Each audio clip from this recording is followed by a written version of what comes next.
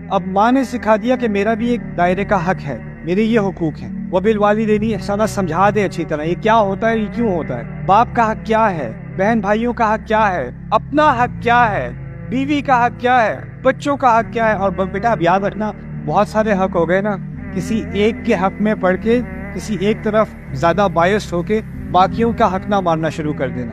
آپ نے ہر ایک کو بیلنس رکھنا ہے، آپ درمیان میں ہو۔ یہ ایک خاص بہت اہم قسم کی ذمہ داری ہے جو اللہ نے صرف مردوں کو دی ہے، کہ مرد پہ اتنی ساری ذمہ داریاں ایک ساتھ ڈال دی ہر ڈائریکشن میں سے، اور یہ آپ کی ذمہ داری ہوگی کہ آپ درمیان میں بیلنس قائم کرو۔